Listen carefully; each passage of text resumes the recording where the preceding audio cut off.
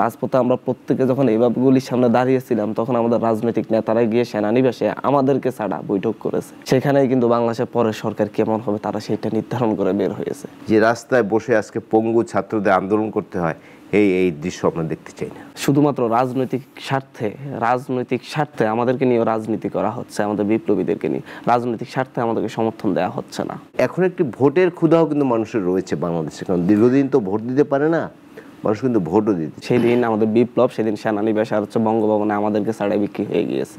ছাত্রদের আন্দোলনে কিন্তু এই শেখ হাসিনা পালিয়ে যেতে বাধ্য হয়েছে, এটি কিন্তু আমাদের স্বীকার করতে হবে, এটি অস্বীকার করার কোনো সুযোগই নেই। স্বাগত জানাচ্ছি বলা না বলা অনুষ্ঠানে। আমাদের আজকে অনুষ্ঠানে স্টুডিওতে উপস্থিত আছেন আমাদের দুজন আমন্ত্রিত অতিথি। আমাদের সাথে আছেন সাংবাদিক, কলামিস্ট, রাজনীতি বিশ্লেষক ইলিয়াস খান। আপনাকে স্বাগত জানাই অনুষ্ঠানে। দর্শক, আমাদের সাথে আর উপস্থিত রয়েছেন বৈষম্য বিরোধী ছাত্র আন্দোলনের মুখ্য সংগঠক, খুবই পরিচিত মুখ, তরুণ ছাত্রনেতা আব্দুল হান্নান মাসুদ। হান্নান, আপনাকে স্বাগত জানাই অনুষ্ঠানে। আমি ইলিয়াস খানকে দিয়ে শুরু করতে চাই। অন্তর্বর্তীকালীন সরকারের 100 দিন পার হলো, সব দিক থেকে তাদেরকে কিভাবে মূল্যায়ন করবেন?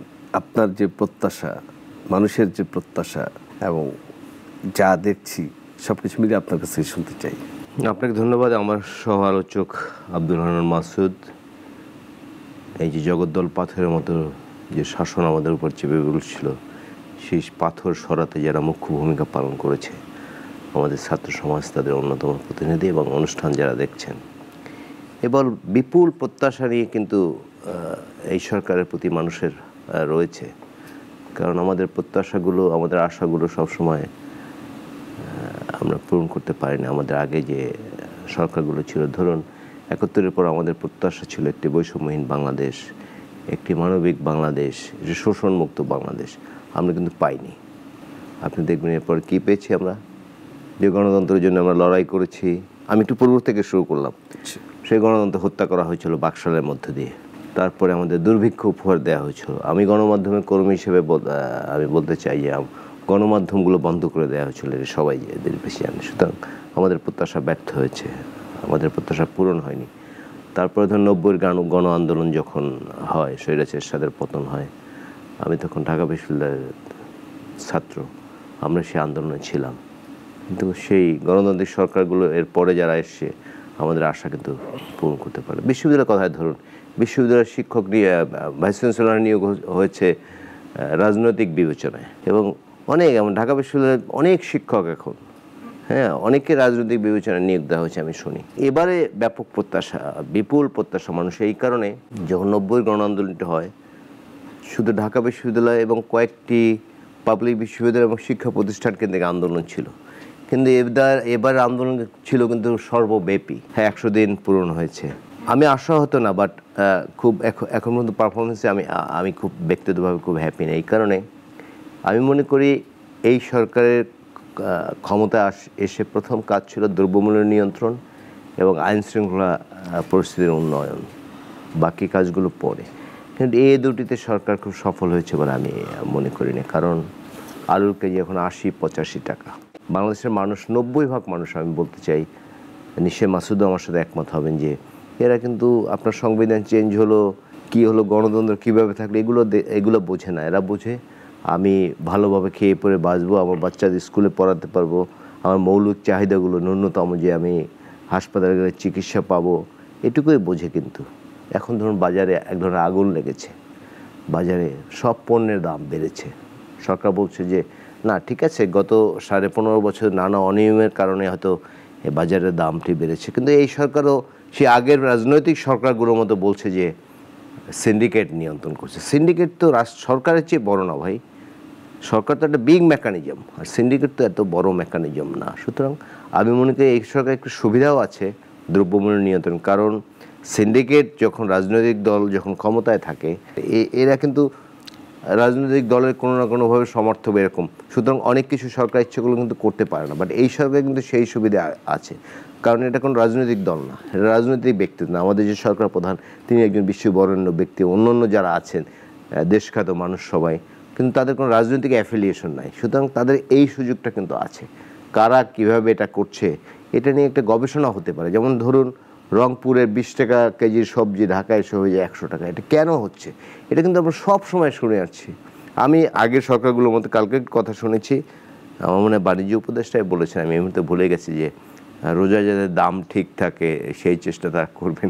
এটি কিন্তু আমি যত বোঝার পর থেকে শুনে আসছি, প্রতি রোজার আগেই বলা হয় যে এবার দাম নিয়ন্ত্রণে রাখা হবে, কিন্তু কোনোদিন দাম নিয়ন্ত্রণে থাকে না। আমি আশা করতে চাই এখন যে সরকার আছে, অন্তর্বর্তীকালীন সরকার, তারা এবার দাম নিয়ন্ত্রণ রাখবেন এবং দ্রব্যমূল্য, মানুষের কষ্ট বুঝবে, মানুষের নিত্য প্রয়োজনীয় নিয়ন্ত্রণে যা আনবে দরকার সেটা। এবং এই যে আইনশৃঙ্খলা পরিস্থিতি নানা জায়গায় নানা সমস্যা হচ্ছে। কালকে যদিও মাননীয় প্রধান উপদেষ্টার প্রেস সচিব বলেছেন যে গত বছর এই সময় যেরকম আইনশৃঙ্খলা পরিস্থিতি ছিল, এবার তার চেয়ে ভালো, এটা আরও ভালো হোক আমরা আশা করতে চাই। নানা স্থান থেকে আমরা নানা ধরনের খবর শুনি, এগুলো যেন না আসে। আমরা চাই যে মানুষ একটু শান্তিতে ঘুমাক। ধন্যবাদ আপনাকে। হান্নান মাসুদ, আপনি শুনছিলেন, আপনার কাছে একই প্রশ্ন। আপনি ধরেন যে আপনাদের যে ছাত্র জনতার আন্দোলন, সেই আন্দোলনের মধ্য দিয়ে সরকার গঠন করা হলো, এবং এই সরকারের 100 দিন পার হওয়ার পরে একজন সচেতন নাগরিক হিসেবে আপনি কি মনে করেন আপনার প্রত্যাশা কতটুকু পূরণ হলো, বা মানুষের প্রত্যাশার সাথে আসলে এই 100 দিনের যদি দিন মিলাতে চাই তাহলে কি বলবেন? দেখেন, 100 দিন খুব একটা বেশি না, আবার খুব একটা কমও না। 100 দিনের মধ্যে হয়তো অনেক কিছুই করা সম্ভব ছিল, যার মধ্যে অনেক কিছু করা হয়ে ওঠেনি। তবে আমি হতাশ না, আমি আশাবাদী। আমি মনে করি যে গভর্নমেন্ট চেষ্টা চালাচ্ছে। 24-এর গণ অভ্যুত্থানের মেইন স্পিরিটটা ছিল হচ্ছে আমরা যেটা ভোকালি বলেছি, যে হচ্ছে নতুন একটি রাজনৈতিক বন্দোবস্ত তৈরি করা হবে, নতুন সংবিধান রচনার কথা বলি। ফ্যাসিবাদী যে ব্যবস্থা স্বাধীনতার পর থেকে তিলে তিলে গড়ে উঠেছে, সেই ফ্যাসিবাদী ব্যবস্থার আমরা নিঃশেষ চাচ্ছি। তবে এগুলো প্রত্যেকটাই আমরা যখন হচ্ছে ভোকালি এগুলো বলি, এগুলোর মেইন বিষয়টাই হচ্ছে যে ফ্যাসিবাদী ব্যবস্থা কায়েম থাকার কারণে, ফ্যাসিবাদী ব্যবস্থা চলমান থাকার কারণে এই দেশে সিন্ডিকেট তৈরি হয়েছে। সেই সিন্ডিকেটের বিরুদ্ধে কেউ কথা বলতে পারেনি। এটার মূল থিমটা এমন না যে হচ্ছে ফ্যাসিবাদী ব্যবস্থা বললেই এটা রিক্সাওয়ালা বুঝবে না, রিক্সা শ্রমিক বুঝবে না, একজন দিনমজুর বুঝবে না, একজন কৃষক বুঝবে না আসলে ফ্যাসিবাদী ব্যবস্থাটা কি। এটাকে যখন আমরা হচ্ছে ক্যারেক্টারাইজ করব, ভিজুয়াল করব, তখন বিষয়টা এমন দাঁড়াবে যে হচ্ছে ফ্যাসিবাদী ব্যবস্থার বিলোপ মানে হচ্ছে স্বৈর শাসক, ফ্যাসিস্ট শাসক আসবে না, তার একটা সিন্ডিকেট থাকবে না, তার একটা পিছনে তার সাথে যারা চলবে তারা অনিয়ন্ত্রিত হবে না, এবং হচ্ছে নতুন যেই আসবে সে হচ্ছে জনগণের জন্য কাজ করবে। মেইনলি ভিজুয়ালিটি হচ্ছে এটা। তো জনগণের জন্য কাজ করতে গেলে কি করতে হবে? মেইনলি একজন রিক্সা শ্রমিকের চাহিদা হচ্ছে কি, যে দিন শেষে উনি 500 টাকার বাজার করে বাসায় গিয়ে যেন 5-7 সদস্যের পরিবার একসাথে তৃপ্তি সহকারে খেতে পারেন। এখন আমি ফ্যাসিবাদী ব্যবস্থার বিলোপের কথা বলছি, কিন্তু যদি সেই 500 টাকার বাজার করে একজন রিক্সা শ্রমিক খেতে না পারেন, তাহলে ওনার কাছে এই যে বর্তমান যে ব্যবস্থাটা আছে সেটা ফ্যাসিবাদীর চাইতেও আরো বড় ভয়ঙ্কর হয়ে দেখা দিবে। আমরা রিক্সা শ্রমিকদেরকে যখন আন্দোলনে আহ্বান করছি, গার্মেন্টস শ্রমিকদেরকে যখন আন্দোলনে আহ্বান করছি, যখন আমরা দিন মজুরদেরকে খেটে খাওয়া দিন মজুরদেরকে আন্দোলনে আহ্বান করছি, তারা কিন্তু এটাই ভেবেছে, আমরা যখন বলছি আমাদের এক দফা হচ্ছে ফ্যাসিস্ট হাসিনার পতন, ফ্যাসিবাদী ব্যবস্থার বিলোপ, নতুন রাজনৈতিক বন্দোবস্ত, তখন তারা এটাই ভেবেছে যে ফ্যাসিস্ট হাসিনার পতন হলে, ফ্যাসিবাদী ব্যবস্থার বিলোপ হলে আমাকে দিন শেষে অন্তত না খেয়ে থাকতে হবে না। সে এটা বুঝে নেই যে আমি লিখিত কোনো কিছু দেখবো আর এটা দেখে দেখে আমি নিজে স্যাটিসফাইড থাকবো। সে ভেবেছিল যে হচ্ছে রাস্তায় রিক্সা চালাতে গিয়ে, সিএনজি চালাতে গিয়ে এই ফ্যাসিবাদী ব্যবস্থার বিলোপ হলে তাকে চাঁদা দিতে হবে না, পুলিশকে চাঁদা দিতে হবে না, একটা দলীয় লাঠিয়াল বাহিনী যারা থাকে তাদেরকে চাঁদা দিতে হবে না। তার কাছে ভিজুয়ালিটি কিন্তু এমন গিয়েছে। যখন আমরা নতুন রাজনৈতিক বন্দোবস্তের কথা বলছি, তখন তারা ভেবেছে নতুন রাজনৈতিক বন্দোবস্ত বলতে সামনের দিনে রাজনৈতিক নেতাকর্মীরা আমাদের উপর হামলে পড়বে না, বিভিন্ন দখলবাজি করবে না, এবং বিভিন্ন স্টেশন দখল করে আমার কাছ থেকে চাঁদা নেবে না। তাদের কাছে মূলত ভিজুয়ালি বিষয়গুলো এভাবেই গিয়েছে। এখন এত বড় একটা বিপ্লবের পরে আজকে যখন আমাকে এখানে বসে আলুর কেজি 80 টাকা শুনতে হচ্ছে, তখন আমার কাছে মনে হচ্ছে এই রিক্সা শ্রমিকরা আসলেই ঘরে ফিরে আফসোস করে, হাই হুতাশ করে, কেন আমরা সেদিন ছাত্রদের জন্য লাঠি নিয়ে গেলাম তাদের হাতে তুলে দেওয়ার জন্য, কেন সেদিন আমরা এই দেশের যারা বিপ্লবী ছিল তাদেরকে কেন রিক্সার উপরে উঠে স্যালুট দিলাম, তাদের এই আফসোসটা হচ্ছে আমার মনে হয়। কিন্তু এটা কিভাবে নিয়ন্ত্রণ করা হবে, এটা কিভাবে মূলত হচ্ছে যে সুশাসনের কথা আমরা বলি, সাম্য মানবিক মর্যাদার যে বাংলাদেশের কথা বলি, সে সাম্য মানবিক মর্যাদার বাংলাদেশের কথা বলতে গেলে এমন একটি বাংলাদেশ আমরা চাই যে বাংলাদেশে কেউ ঘরে ফিরে আফসোস করতে হবে না। তারাও অন্তত এই যে রক্ত ঝরাটা দেখেছে, এই রক্ত ঝরার ক্ষেত্রে তাদের সন্তানদেরকে আমাদেরকে যখন হামলা করা হয়েছে তখন তারা যেভাবে আমাদের পাশে দাঁড়িয়েছে, এখন মনে হয় আমাদের সবারই তাদের পাশে দাঁড়ানো উচিত, সেটা গভর্নমেন্ট থেকে শুরু করে আমরা যারা কাজটা করবে কি। এখন এই কাজটা করার জন্য যখন আমরা হচ্ছে বিপ্লবের পরে গণ অভ্যুত্থানের পরে আমাদের কাছে মনে হয়েছে হয়তো আমাদের চাইতে ওনারা ভালো কাজ করতে পারবেন, আমাদের কাছে মনে হয়েছে যে সালাউদ্দিন আহমেদ উনি বাণিজ্য মন্ত্রণালয় ভালো সামলাতে পারবেন আমার চাইতে, তখন ওনাকে দায়িত্বটা দেওয়া হয়েছে। এখন উনি যদি হচ্ছে আগে সরকারের মতো চুপচাপ থাকেন, কোনো কিছু হলেই যে এটা দ্রুত নিয়ন্ত্রণ করা হবে, কিন্তু কেন 3 মাসে নিয়ন্ত্রণ করা যায়নি সেই ব্যাপারে যদি ব্যাখ্যাটা না দিতে পারেন তাহলে আমরা হতাশ হই। এখন শেখ বশির এসেছেন বাণিজ্য উপদেষ্টা হিসেবে, অর্থ উপদেষ্টা এবং বাণিজ্য উপদেষ্টা উভয় একসাথেই সমন্বিত কাজেই কিন্তু হচ্ছে বাজার নিয়ন্ত্রণ হয়।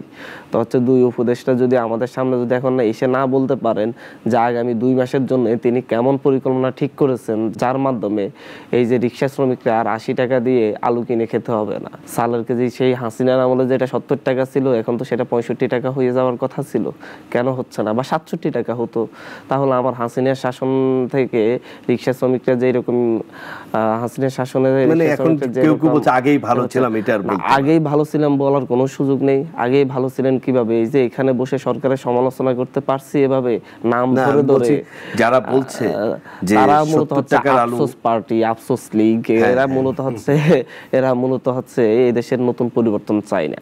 আমরা ক্রিটিসিজম করব, আমরা সমালোচনা করব, কিন্তু আমরা এই গভর্নমেন্টকে ওন করব। যারা এই গণ অভ্যুত্থানকে ওন করে তারা এই গভর্নমেন্টকে ডিজোন করতে পারে না এবং আগেই ভালো ছিলাম এই কথা বলতে পারে না। আপনি চাইলেই যে কোনো বিষয়ে আন্দোলন করতে পারেন, চাইলেই নাম ধরে ধরে যে কারো কথার প্রতিবাদ করতে পারেন, ডক্টর ইউনূস কোনো কথা বললে সেটা নিয়ে আপনারা সমালোচনা করতে পারেন সরাসরি, এটাই আমাদের স্বাধীনতা।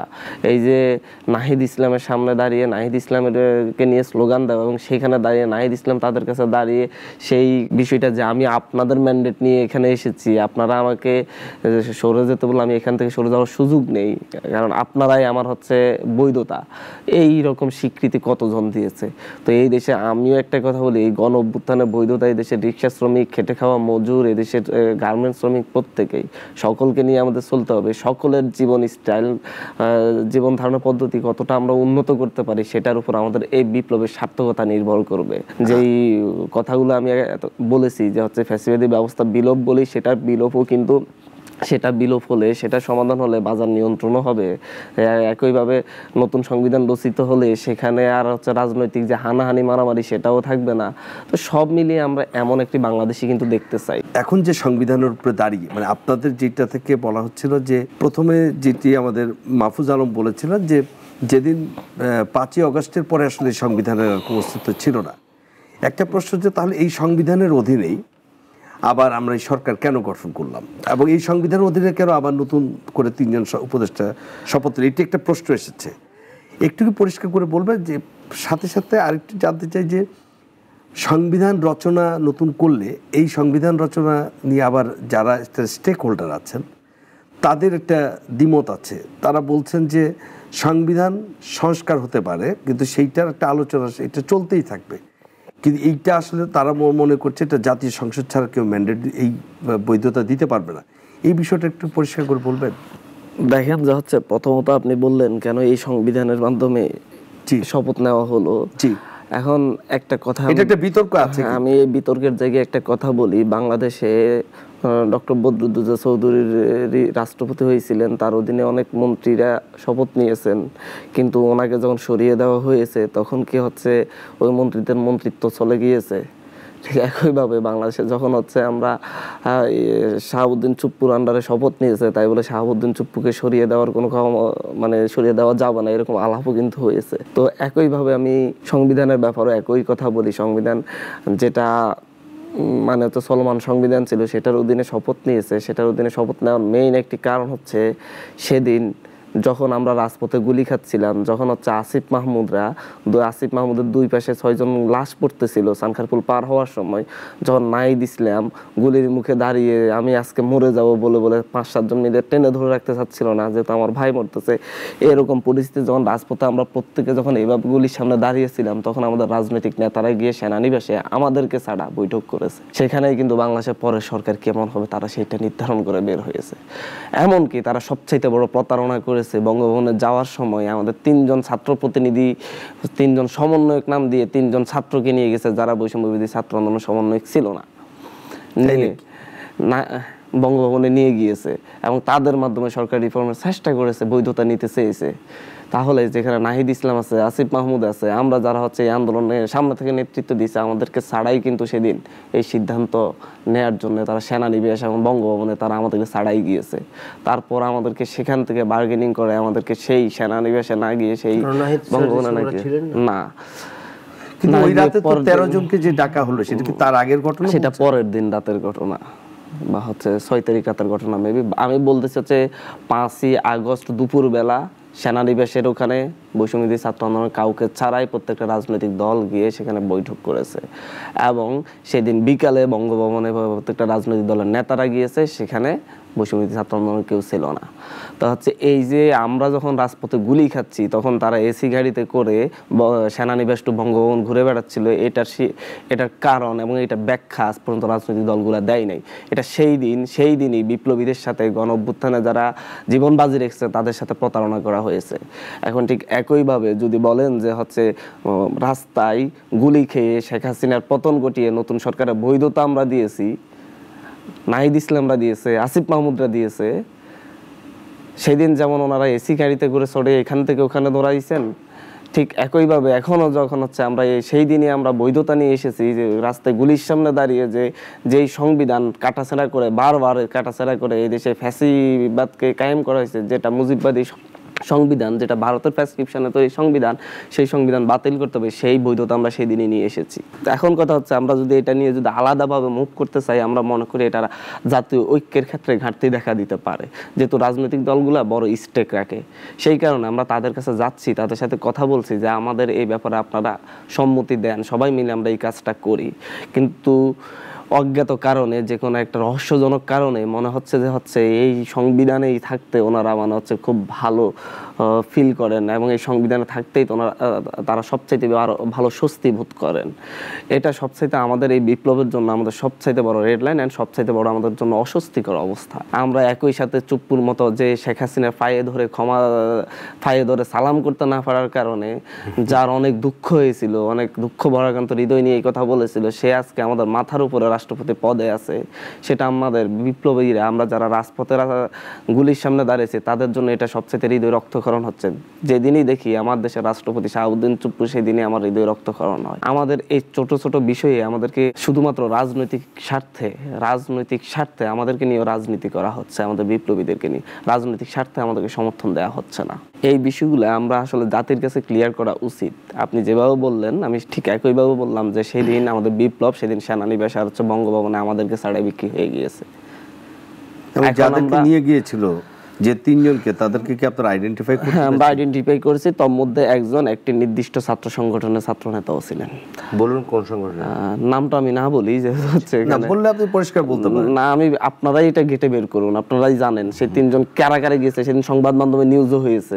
ইলিয়াস খান, আপনি শুনছিলেন নিশ্চয়ই হান্নান মাসুদ। আমি তো আসলে হান্নান মাসুদ খুব ঠিকই বলেছেন। তাদেরকে যে 5 তারিখ নেওয়া হয়নি বা বঙ্গভবনেও নেওয়া হয়নি, এটি তো আসলে এটা আসলে আমাদেরও একটা দুঃখজনক। মানে আন্দোলন বিএনপি সহ অন্যান্য দলগুলো করেছে 15.5 বছর, তারাও নানাভাবে নির্যাতিত হয়েছে। বিএনপি মহাসচিবও বলেছেন যে শেষ গোলটি কিন্তু ছাত্ররাই দিয়েছে, ছাত্রদের ভুলে গেলে সবসময় বলছে। মানে আমি এগুলো ভিজুয়ালাইজ করি যে ছাত্রদেরকে কিভাবে হত্যা করা হয়েছে। আপনি জাস্ট চিন্তা করুন, কত ছাত্র এখনো আহত। এমন আমি শুনেছি যে এমন ছাত্র আছে যে তারা রাতে ঘুমাতে পারে না 1 মিনিটও, এমনভাবে আহত হয়েছে। নানা ধরনের, হাত নাই, চোখ নাই, কান নাই।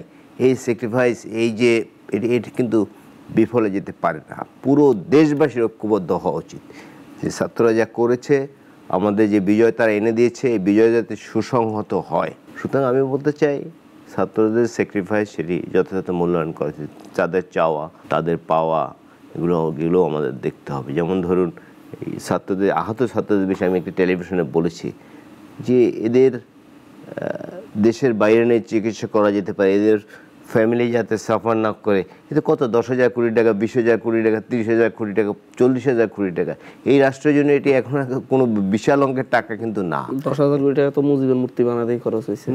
সুতরাং সরকার যদি ইচ্ছা করে, এবং ইচ্ছা করা উচিত, কত টাকা লাগবে? 1 লাখ কোটি টাকা লাগবে। আমার কত টাকা পাচার হয়ে গেছে দেশের হচ্ছে বাইরে? না কেন? হ্যাঁ, সেটি তো আমার প্রশ্ন। এই ছাত্ররা রাস্তায় আন্দোলন করে, আহত যারা আছে, এটি ভাবা যায়, খুব আসলে তো কষ্ট তাদের লাগে। কারণে আজকে তারাও সরকারে যেতে পেরেছে, এটা তো বুঝতে হবে। অবশ্যই, এবং নানা চেষ্টা তো হয়েছে। আমি যেটা বললাম যে গত 15.5 বছর নানা চেষ্টা করেছে, কিন্তু সরকার সবগুলো ব্যর্থ করে দিয়েছে। কিন্তু শেষ পর্যন্ত ছাত্রদের আন্দোলনে কিন্তু এই শেখ হাসিনা পালিয়ে যেতে বাধ্য হয়েছে। এটি কিন্তু আমাদের স্বীকার করতে হবে, এটি অস্বীকার করার কোনো সুযোগই নেই। সুতরাং আমি লাস্ট কথাটা বলি, যে কথাটা বলছি আবারও রিপিট করি, যে রাস্তায় বসে আজকে পঙ্গু ছাত্রদের আন্দোলন করতে হয়, এই দৃশ্য আমরা দেখতে চাই না। হানান মাসুদ, ইলিয়াস খানের এই কথা থেকে আপনাকে একটু জিজ্ঞেস করি। দেখুন, এই আন্দোলনটা, এই যে পঙ্গু হাসপাতালের যে ছাত্ররা, যারা আহত মানুষ এবং অনেক শ্রমিকও আছে, তারা যেভাবে যখন আন্দোলনটা করলো, এবং প্রথম দিন যেভাবে হাসনাত এবং সার্জিস আলম তারা যেভাবে সেখানে গিয়ে তাদের সাথে কথা বলে তারপরে 4 জন উপদেষ্টা গেল, পরবর্তীতে আবার একটা কন্ট্রোভার্সি তৈরি হলো। বলা হলো যে এখানে অনেক ছাত্রলীগের লোকজন আহত হয়ে তারা এর মধ্যে মিশে গেছে এবং সেখানে গিয়ে হাসপাতাল থেকে বের হয়ে আসছে না। এটা একটা বিরূপ প্রতিক্রিয়া সৃষ্টি করলো। এটা কি আসলে তার বৈষম্য বিরোধী প্ল্যাটফর্মের বক্তব্য, নাকি এটা ব্যক্তিকারও বক্তব্য? দেখেন, এটা সার্জিস ভাই বক্তব্য দিয়েছেন, এটা লিখেছেন, উনি এটা নিয়ে কাজ করেন, উনি খুব ভালোই জানেন। তবে একটা বিষয় বাস্তব, অনেক যারা এখানে নেতৃত্ব দেয় এই আন্দোলনটাতে, তাদের অধিকাংশই হচ্ছে হসপিটাল থেকে ডিসচার্জ করা হয়েছে, সারাদিন ঘুরে ফিরে এসে রাতে হসপিটালে আসে, ডাক্তাররা কিছু বলতে পারে না। অনেকেই আছেন যে হচ্ছে, যেমন হচ্ছে 22,000-এর উপর মানে তখন হসপিটালে আহত অবস্থায় আছে, লিস্ট করা হয়েছে গত মাসে বা হচ্ছে তার মাসে। সেই 22,000 থেকে এখন হসপিটালগুলোতে সব মিলে 500 আহত নেই। তাহলে এই যে 21,500 আহতরা চিকিৎসা নিয়ে ফিরে গিয়েছে না, যখন হচ্ছে বড় যাদের ড্যামেজ হয়েছে তাদের হসপিটালে যখন হচ্ছে চিকিৎসা নিতে অনেক দিন, আজকে 3 মাস যাবত হসপিটালে, তাদের ট্রমাটিক সিচুয়েশনটা আমাদের বুঝতে হবে। তাদের চিকিৎসাটা হচ্ছে, কিন্তু তারা দেখছে তাদের পাশের জন সুস্থ হয়ে চলে যাচ্ছে। সে দেখেছে যে হচ্ছে এই রুমের মধ্যে সে ছিল 300 জন ছিল, তার মধ্যে এখন তারা 5 জন আছে। তারা মনে করে যে ওদের চিকিৎসা খুব ভালো হয়েছে, মানে একটা মেন্টাল সিচুয়েশনের কথা, ওদের চিকিৎসাটা ভালো হয়েছে, আমারটা হয়নি, আমাকে মনে হয় বিদেশে নিলে আমার চিকিৎসাটা আরও দ্রুত হয়েছে। তো এই একটা পরিবেশ তৈরি হয়েছে বাস্তবে। আমরা এই ইমোশনের সাথে খুব ভালোভাবে ওতপ্রোতভাবে জড়িত। তো বাস্তবতা হচ্ছে কি, স্বাস্থ্য উপদেষ্টাকে আমি অন্তত অনেক উপদেষ্টা আমি অনেক সমালোচনা করি, আমি নিজে ব্যক্তিগতভাবে আমার টকশোগুলো দেখলে বুঝবেন, বাট স্বাস্থ্য উপদেষ্টাকে অপ্রয়োজনে বিলেন বানানো হচ্ছে। ওনার স্পেশালি বিষয়টা হচ্ছে, ওনাকে সামনে মানে উনি বলেন না উনি কি কি করেন, মিডিয়াতে আসেন না, যার কারণে এই অবস্থা। কিন্তু আপনি দেখেন 22,500-কে চিকিৎসা দিয়ে উনি বাসায় ফেরত পাঠিয়েছেন, যখন 21,500-কে। এটা কি কোনো সফলতা না 3 মাসে পাঠানো? এমন হচ্ছে অনেককে আহত যাদের ব্যাপারে মানে হচ্ছে সিরিয়াস অবস্থা, তাদেরকে বিদেশেও পাঠিয়েছেন, এটার সংখ্যাও 10+, এবং খুব করে। এমন হচ্ছে যে চিকিৎসাটা এমনকি জোর করে যে বিদেশে চিকিৎসা নিতে হবে ট্রমাটিক সিচুয়েশনের কারণে, ডাক্তার থেকে লিখিত নিয়ে জোর করে গিয়েছে। এমন আছে যে হচ্ছে সে পরে বাংলাদেশে চিকিৎসার যে অবস্থায় ছিল সেখান থেকে ঘুরে এসে তার চিকিৎসার আরও অবনতি হয়েছে। তো গভর্নমেন্ট তো আবেগে অনেক ডিসিশন নিতে পারে না, যাদের বাস্তবিকই প্রয়োজন তাদেরকে নিচ্ছে। আবার অনেকের অবস্থা আছে যে হচ্ছে এখন এয়ারে করে নিতে গেলে তাদের শারীরিক অবস্থার আরও অবনতি হবে। স্বাস্থ্য উপদেষ্টার বিষয়ে বললেন, আমি স্বাস্থ্য উপদেষ্টাকে খুব কাছ থেকে দেখেছি, তো আপনাদের যে সমন্বয়ক আরেকজন, তারা তাদের বক্তব্য শুনছি, তারা তো স্বাস্থ্য উপদেষ্টার ব্যাপারে অনেকে অনেক কথাই বলবে স্বাস্থ্য উপদেষ্টাকে নিয়ে, কারণ স্বাস্থ্য উপদেষ্টার কাঁধেই তো সব দায়িত্ব ছেড়ে দেওয়া হয়েছে। এটা আরো সমন্বিত দায়িত্ব হওয়া উচিত ছিল। স্বাস্থ্য উপদেষ্টা কোনো কিছু করতে গেলে অর্থ উপদেষ্টার কাছে অর্থ ছাড়ার প্রয়োজন পড়ে। স্বাস্থ্য উপদেষ্টা দিলে সাথে সাথে অর্থ ছাড় হয় কিনা সেটাও দেখতে হবে। স্বাস্থ্য উপদেষ্টা একজন মায়ের বয়সী মহিলা, রাত দিন পরিশ্রম করেন, রাত দিন কাজ করেন। এমনকি ওনাকে রাজনৈতিক দলের বিভিন্ন নেতারা গিয়ে পর্যন্ত ধমকাধমকি করেন নিয়োগ বদলির ব্যাপারে, ইয়ার ব্যাপারে, ডিরেক্টলি বাজেভাবে। আমাদের কথা শুনেন না, কিভাবে ইয়ে করেন, এখন কয়দিনের উপদেষ্টায়, এগুলো সবগুলো উনি কি করতে, স্বাস্থ্য খাতটা অনেক বড় দুর্নীতিগ্রস্ত, কিন্তু উনি যেইভাবে সততার সাথে কাজটা করে যাচ্ছেন, আমি ওনার ব্যাপারে, ওখানে আমাদের অনেকেই আছে তো কাজ করেন ওনাদের সাথে, স্বাস্থ্য বিভাগের যতজন আছে প্রত্যেকেই সন্তুষ্ট ওনার উপরে, এবং ওনার সাথে যারা হচ্ছে ওনাকে নিয়ে সমালোচনা করে, আমি তাদেরকে বলবো ওনার সাথে গিয়ে 5টা দিন কাজ করে এসে বলুক। এছাড়া অনেক উপদেষ্টা আছে কাজ করে না, কিচ্ছু করে না, বসে আছে, তাদের ব্যাপারে সমালোচনাটা হোক, আসলে হওয়া দরকার। এমনকি যা আহতদের আত্মীয় স্বজন যারা হচ্ছে থাকতে অসুবিধা, তাদের জন্য হোটেল ভাড়া করা হয়েছে যে তারা যেন ওখানে থাকতে পারে, খাওয়ার ব্যবস্থা করা হয়েছে। এখন হচ্ছে অনেক রিস্ক আছে না, অনেক জায়গায় হচ্ছে ওরা যোগাযোগ করতে পারে নাই আমাদেরকে। এই যে আমি এখানে বসে আছি, আমার এখন মোবাইলটা বের করলাম, না হয় 20টা কল আছে, মানুষ আমাদের কাছে আসে, বাট আমরা চাইলে সবগুলো কল রিসিভ করতে পারি না। এরকম অনেক আহতরা মানে হচ্ছে চোখের অন্তরালে রয়ে গেছে। এই বিষয়গুলো হচ্ছে আসলে পলিটিক্যাল হেল্প ছাড়া, যে আমার গ্রামে কয়জন আহত আছে এটা তালিকা যদি ওখান থেকে কেউ না দেয়, আসলে হচ্ছে এটা সরকারের পক্ষে খুঁজে বের করা টাফ। বাংলাদেশে সবকিছু শুধুমাত্র স্বাস্থ্য উপদেষ্টার উপর ঘাড়ে না চাপিয়ে দিয়ে, কই আমি তো দেখলাম যে বলা হয়েছে 450 জন আমার দলের নিহত হয়েছেন, তা আপনার দলের 500 জন আহতের চিকিৎসার ব্যবস্থাটা করে দেন না, বলেন যে আমি এই 500 জনের আহতের চিকিৎসার দায়িত্ব নিয়ে নিয়েছি। এটা সম্ভব না। মানে একটা সামাজিক আন্দোলন হয়েছে, ব্যাপক আন্দোলন হয়েছে, সেই আন্দোলনে এত হাজার হাজার আহত পুরোটাই একটা মন্ত্রণালয়ের উপর ছাপিয়ে দিয়ে, কিন্তু এটা প্ল্যানিং এর ভুল হয়েছে। আমি একটু কথা বলি, প্ল্যানিং এর ভুল হয়েছে এখানে। এটা করার জন্য হচ্ছে আপনাকে স্বাস্থ্য উপদেষ্টা, পররাষ্ট্র উপদেষ্টা সহ মানে হচ্ছে অর্থ উপদেষ্টা, এরকম 4-5 জন উপদেষ্টার সমন্বয়ে একটা টিম হওয়া উচিত ছিল যে হচ্ছে চিকিৎসাদের ব্যাপারে। তাহলে কি হচ্ছে স্বাস্থ্য খাতের মানে চিকিৎসার ক্ষেত্রে যে অর্থ ছাড়ার প্রয়োজন সাথে সাথে দিয়ে দিবে, এটা কোনো লেট করবে না, এটা হয়ে যেত। আমলাতান্ত্রিক জটিলতা তো আছেই। আর হচ্ছে পররাষ্ট্র উপদেষ্টা কাকে বিদেশে নিতে হবে, সাথে সাথে জানা হচ্ছে তার বিদেশে যাওয়ার পাসপোর্ট সব ব্যবস্থা করা যেতে পারে। এই ইস্যুগুলো আসলে হচ্ছে এটা গভর্নমেন্টের একটা প্ল্যানিং এর সমস্যা থাকার কারণে খুব বেশি হারে আরো যে পরিমাণ আমাদের বিদেশে নেওয়া দরকার ছিল সেটা হয়ে ওঠেনি, এবং হচ্ছে অর্থ ছাড়ে। বাট স্বাস্থ্য উপদেষ্টারে এক সময় বাংলাদেশে যখন ইতিহাস লেখা হবে বা লেখা হবে, স্বাস্থ্য উপদেষ্টার সাথে যা হচ্ছে এটা অন্যায় হচ্ছে। বাংলাদেশ জাতীয়তাবাদী দল কিন্তু তারা ইতিমধ্যে বহু মানুষের কাছে অর্থ সাহায্য গিয়ে গিয়ে তারা দিচ্ছে। বিশেষ করে আমি জানি যে রশিদুজ্জামান মিল্লা যিনি কোষাধ্যক্ষ এবং রিজভী সাহেব, ওনারা গিয়ে দেখা করছে ইসলামে, তারা হুইল চেয়ার বিতরণ করেছেন। হয়তো কেউ কেউ করছে, হয়তো প্রকাশ্যে আসছে না। ডক্টর মোহাম্মদ ইউনূসের নেতৃত্বে অন্তর্বর্তীকালীন সরকার হয়েছে, উপদেষ্টা হয়েছে, কদিন আগে 3 জন উপদেষ্টা নিয়োগ হলেন। ওনারা তো আসলে আপনাদেরই সরকার, তাহলে তারা যদি কেউ কাজ না করে তাহলে সেটা আপনাদেরকে, আপনারা বলছেন যে আমরা প্রেশার গ্রুপ হিসেবে সরকারের বাইরে থাকবো, তাহলে আপনারা কি তাদের সাথে এখন কিন্তু সমন্বয় হচ্ছে নাকি না আপনারা কথা বলছেন? দেখেন, সবচাইতে বড় দুঃখের বিষয় হচ্ছে এই যে আমরা মূলত হচ্ছে পরিচিত ফেস বা হচ্ছে পরিচিত মানুষ 8-10 জনের বেশি না, এবং তোর মধ্যে আমি 4-5 জনের মধ্যে হিসাব করলাম আমিও একজন, আমি 5-7 জন উপদেষ্টা ছাড়া আমি চিনি না, এবং তারাও আমাকে চিনি কিনা আমার। বাট ওনাদের যে একদিন মনে হবে যে হচ্ছে যাদের কারণে বা হচ্ছে যাদের পরামর্শ নেওয়া দরকার আমরা একদিন ডাকি, কথা বলি, নট এ সিঙ্গেল উপদেষ্টা অ্যাডভাইজার আমাদেরকে ডাকে নাই যে একদিন আসে আপনাদের সাথে কথা বলি। আমাদের কাছে না হোক, আমরা চাই না আমাদেরকে ডাকুক বা কিচ্ছু হোক, আমরা মনে করি, আমি মনে করি আমার জায়গা থেকে, বৈষম্যবিরোধী ছাত্র আন্দোলন মনে করে মাসে হোক 15 দিনে হোক একদিন জাতির সামনে এসে বলা দরকার যে আমি গত 1 মাসে আমার মন্ত্রণালয়ে এই পরিবর্তন এনেছি, আগামী 1 মাসে এই পরিবর্তন আনার চেষ্টায় আছি। বাংলাদেশের সরকারকে এমনি বসিয়ে দিয়েছে, আপনি গাড়িতে করে যাওয়া আসা করুন, অফিসে গিয়ে ফাইল সাইন করবেন এবং মনে মনে তৃপ্তি সহকারে আমি এই করে ফেলছি। তো মানুষ আপনাকে কেন জীবন দিয়ে ওখানে বসিয়েছে?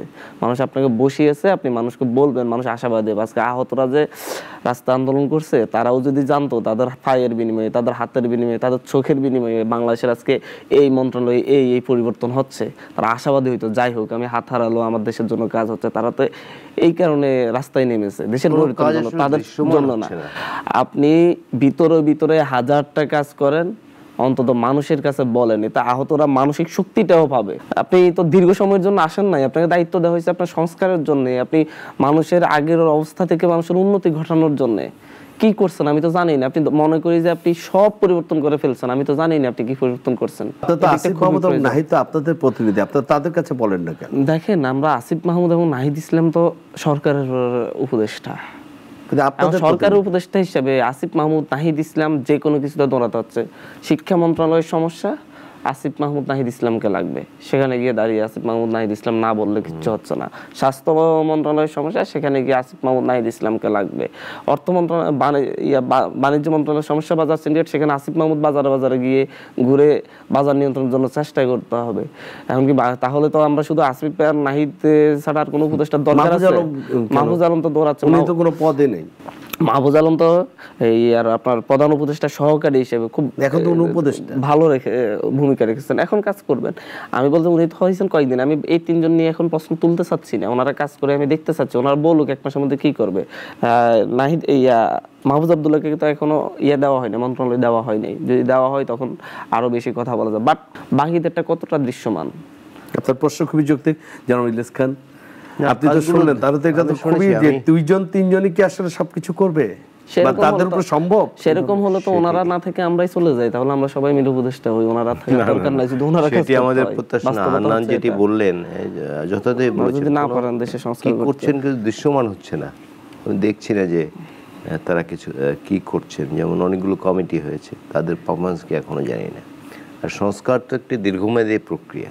এখন যদি আমি ভাবি যে সংস্কার আমি করব, আমি অনেক সময় নেব, সেই সুযোগ তো নাই। কারণ দেশ তো চালাবে রাজনীতিবিদরা, ছেলেরা যে আমাদের ছাত্র সমাজ, আমাদের সাধারণ মানুষ যে বিজয় এনে দিয়েছে, যদি এটিকে সুসংহত করতে হয় তাহলে দেশ চালাতে হবে রাজনীতিবিদদের, এবং দেখতে হবে যে যারা সরকার চালাচ্ছেন তাদের কতটুকু অভিজ্ঞতা আছে, সেটিও কিন্তু একটি জরুরি বিষয়। যেমন অনেকে বলেন যে এনজিও চালানো আর দেশ চালানো এক না। হ্যাঁ, আমি চাই যে এই অভিযোগগুলো না আসুক, মানুষের মনে এই হতাশামূলক কথাগুলো না থাকুক। যেমন নির্বাচন কবে হবে, এটি নিয়ে কিন্তু এক একজনে এক এক রকম কথা বলছে। যেমন সেনাপ্রধান একবার বলেছেন, সেনাপ্রধান বলছে 18 মাস। হ্যাঁ, উনি বলেছিলেন 18 মাস।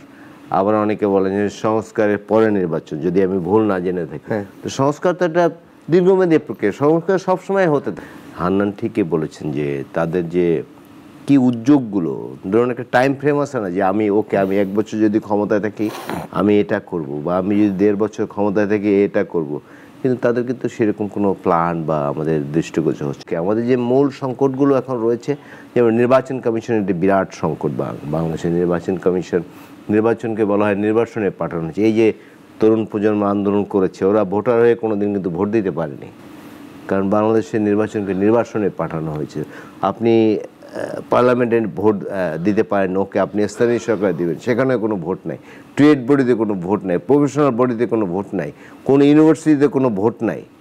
এই যে ছাত্র সংসদ ছিল, আমরাও ডাকসু পেয়েছি, ওরাও বোধহয় একবার পেয়েছে, এই যে নূর যেভাবে একবার পেয়েছে, 2018-তে পেয়েছে। কোনো ইলেকশন নাই, পাইনি, হান্নান পাইনি। ও আচ্ছা।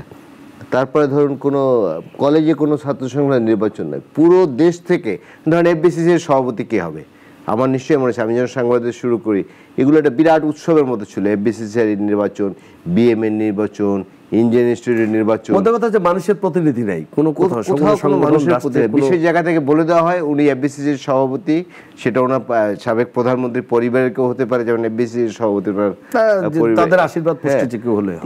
এটা তো মানে এখন একটি ভোটের ক্ষুধাও কিন্তু মানুষের রয়েছে বাংলাদেশে, কারণ দীর্ঘদিন তো ভোট দিতে পারে না মানুষ, কিন্তু ভোটও দিতে চায়। তা আমি মনে করি নির্বাচনের তারিখ ঘোষণা করেন, ধরেন আপনি 1 বছর পর বললেন যে নির্বাচনের তারিখ আমি ঘোষণা করলাম, তখন কিন্তু আপনার প্রশাসন ঠিক করতে হবে। কারণ গত 15 বছরে 15.5 বছর প্রশাসন ধ্বংস করে দেওয়া হয়েছে, সেখানে দলীয় লোক ছাড়া কোনো লোককে নিয়োগ দেওয়া হয়নি, সুতরাং প্রশাসনে তাদের লোক গিজ গিজ করছে। তারপর আইনশৃঙ্খলা রক্ষাকারী বাহিনী, তারা ঠিকও, কারণ এরা সবাই দলীয় কর্মচারীতে পরিণত হয়েছিল, দেশের কর্মচারী না। ধরুন ডিসি সাহেব, এসপি সাহেব, ওসি সাহেব একই মঞ্চে উঠে নৌকার ভোট চাচ্ছে, দেশের প্রতি কিন্তু তাদের কোনো কমিটমেন্ট নাই, তাদের ছিল একটি বিশেষ দলের প্রতি। কারণ তারা কি এখন আছে কেউ? অবশ্যই আছে, এরা সব পালিয়ে যায়নি, কজন পালিয়ে গেছে না, কিন্তু অনেকে তো রিটায়ারমেন্টে পাঠানো হচ্ছে, অনেকে খুব অল্প সংখ্যক পাঠানো হয়েছে, খুব ডিসি হিসেবে তো সব চেঞ্জ করা হয়েছে। ধরুন আপনি ওই চেয়ারে আসলেন, আপনি এই চেয়ারে আসলেন, আমি ওই চেয়ারে বসলাম, চেঞ্জ কিন্তু এমন কিছু হয়নি। বলা হচ্ছে চেঞ্জ হয়েছে, কারণ সেখানে আমি আর এই স্টুডিওতে বলতে চাই না এদের কোন উপদেষ্টা নিয়ন্ত্রণ করছে, তার আওয়ামী লীগের সাথে কি সখ্যতা ছিল, সে প্রশ্ন কিন্তু এখন উঠছে। সুতরাং আমরা চাই, এখন যেটি আমি মনে করি, আমি জানি না হান্নান আমার সাথে এক হবে কিনা, একটা এই সরকার কতদিন থাকবে, তাদের একটা নির্বাচনী ডেডলাইন কি বলে পথরেখা তাদের ঘোষণা করা উচিত। সেটিকে কেন্দ্র করে অন্যান্য সংস্কারগুলো কিন্তু হবে, কারণ পার্লামেন্টের কিছু সংস্কারের বিষয় কিন্তু সংবিধান সংস্কারের বিষয়ে যদি বলি সেটা কিন্তু পার্লামেন্টে পাস হতে হবে, এটা অনির্বাচিত সরকার পারবে না। এবং সবচেয়ে বড় বিষয় হচ্ছে অনির্বাচিত সরকার যত বেশি দিন ক্ষমতায় থাকবে তারা তত অজনপ্রিয় হতে থাকবে, এটি হলো সবচেয়ে বাজে দিক। সুতরাং আমি মনে করি তারা একটা নির্বাচনের তারিখ ঘোষণা করে, হয়তো অনেকে বলবেন যে এই সরকারের কাজ নির্বাচন করা, নির্বাচন করার কাজ না, বাট নির্বাচন নাহিদ ইসলাম গতকালকে বলেছে, কমনওয়েলথের সহ মহাসচিব যিনি এসেছিলেন গতকালকে বলেছেন, তিনি জানতে চেয়েছিলেন যে নির্বাচন কবে হতে পারে, গণতান্ত্রিক প্রক্রিয়া কবে। নাহিদ ইসলাম বলেছেন যে এই সরকার শুধু একটি নির্বাচন করার জন্য আসেনি, শুধু নির্বাচনের কাজ না, আর অনেক কাজ আছে। নির্বাচন হবে অবশ্যই, একটা সময় সাপেক্ষে হবে, কিন্তু শুধু নির্বাচন করার জন্য না। আমি মনে করি নির্বাচনের ডেট ঘোষণা করা উচিত, আমরা বা একটা টাইম দেওয়া উচিত, এই সময়ের মধ্যে আমরা করব, তাহলে মানুষের কাছে এটা ক্লিয়ার হয়ে যাবে। কারণ আমাদের কিন্তু অতীত অভিজ্ঞতা আছে, যেমন ধরুন স্বৈরাচার এরশাদের 9.5 বছরের শাসনের পরে মাত্র 3 মাসে কিন্তু শাহাবুদ্দিন সাহেব নির্বাচন করেছেন, আমাদের সবার মনে আছে। করতে এই সরকার বেশি সময় নেই, কারণ 15.5 বছর অনেক জঞ্জাল জমা হয়েছে, সেগুলো সংস্কার করুক। বাট এটা তো ইনডিফিনিট বা আনলিমিটেড টাইমের জন্য এটা হওয়া উচিত না, কারণ দেশ চালাবে, আমি আগেও বলেছি, প্রকৃত জনপ্রতিনিধি। অনির্বাচিত ব্যক্তি এত বেশি দিন ক্ষমতা থাকবে এটা বাংলাদেশের মানুষ প্রত্যাশা করেন। আমার নিশ্চয়ই 111-এর কথা মনে আছে, প্রথম দিকে খুব কি বলে যে খুব তাদের ভূমিকা খুব সবাই খুব প্রশংসা করেছিল, কিন্তু এক পর্যায়ে কিন্তু তারা ক্ষমতা ছেড়ে দিতে বাধ্য হয়েছে। এবং সেই সরকার যারা প্রধান ছিলেন, যেমন যিনি প্রধান ছিলেন ফখরুদ্দিন আহমেদ, তিনি কিন্তু একদম ভদ্রলোক হিসেবে পরিচিত, কিন্তু দেশে থাকতে পারে না, কিন্তু শেষ মুহূর্তে দেশে। আমি মনে করতে চাই এই সরকার যত তাড়াতাড়ি নির্বাচন দিবে, প্যাকেজ ওয়ার্ক হবে একসঙ্গে। নির্বাচন সুষ্ঠু করতে হলে প্রশাসন ঠিক করতে হবে, আইন শৃঙ্খলা ঠিক করতে, অন্য সব অর্গান ঠিক করতে হবে। আমরা আজকে এই অনুষ্ঠানটির এই অংশে এখানেই শেষ করছি। আগামী অংশ দেখতে পাবেন আগামী দিন ঠিক একই সময়ে।